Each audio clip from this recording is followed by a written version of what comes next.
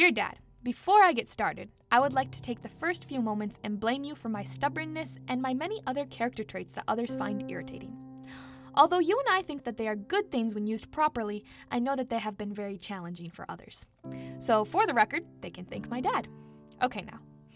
Dearest Daddy, when people tell me I'm weird or that I'm just like my dad, I take that as a compliment.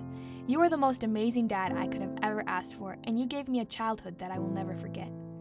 You knew how to communicate with me, and you still do. We both have brown eyes, you would tell me. That means I can read your mind. That used to kind of freak me out because sometimes you really did. I loved it when you would swing us around our living room before church every week singing, stand your ground, every time trouble comes around. Don't you allow it to bring you down. I really think that the words of that song stuck in our minds growing up. I mean, look at how stubborn I turned out. We have had so many adventures together, and I'm sure we still will. All of our road trips and living in Bolivia were all great memories. I also remember how you were always secretly on my side, and if I listened on the other side of closed doors, I would hear you trying to explain my strange ways to Mom. I have always felt like I can talk to you, and really, you are one of the first people I think to call when good and bad things happen.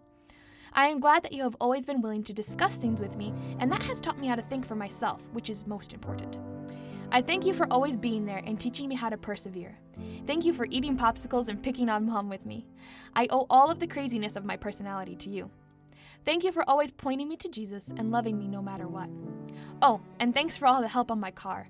I really appreciate all the things you do for our family and for teaching me how to do things for myself, but also being willing to help me out. Although I may not be so little anymore, I will always call you Daddy, and I will always be your little girl. I love you, Daddy. Aw, Mooter, you are the fairest of them all.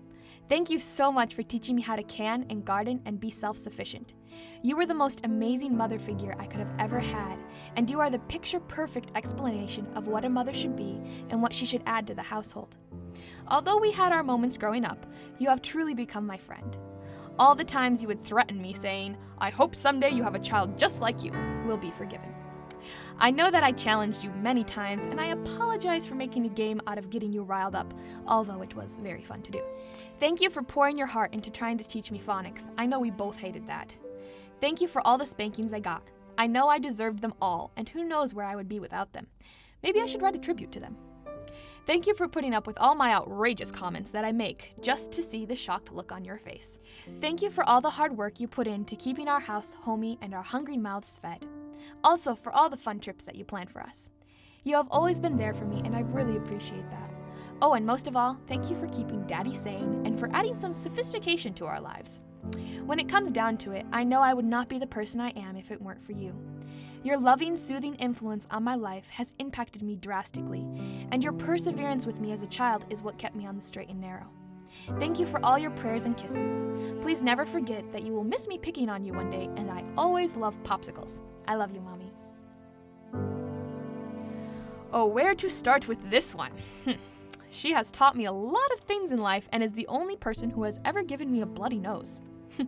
Lindsay, dearest, from a young age you forced me into servitude by making me think it was fun to pick bugs out of the pool and cheered me on for being such a wonderful spider slayer. But you were my bestest older sister, and I always looked up to you and wanted to be like you. We had so many fun times, like dressing our cousins up in dresses and building cool forts and having singing contests, which of course you always won because you were the judge. We also had great adventures romping through the forests and playing Emma and Elsa, and Brooke was dear Mrs. Boxwood, whose poor husband always died just so she could keep changing her last name. I really loved quizzing you for history tests too, because I always liked making you laugh by mispronouncing all those fancy names. The capitals of all those African states will never sound the same. I remember always trying to be as grown up as you, but now I'm good. You can be older. I don't want your stress. I remember I was so jelly when you first got a boyfriend. He stole my sister. I was appalled. What weasel could do that? I remember I always used to tease that if a guy ever succeeded in gaining your affection, that I would want to meet him and shake his hand because he would have accomplished a feat far greater than winning the presidential election. Well, someone did. And now he comes to visit and steals my food. But it's okay. I'm thankful that God gave you a wonderful friend. Although you never did ask for my approval, I approve. And I did shake his hand, so if anyone would like an autograph, I will be available later today. I am so thankful that I got to be your sister. and that you are growing up into a beautiful woman.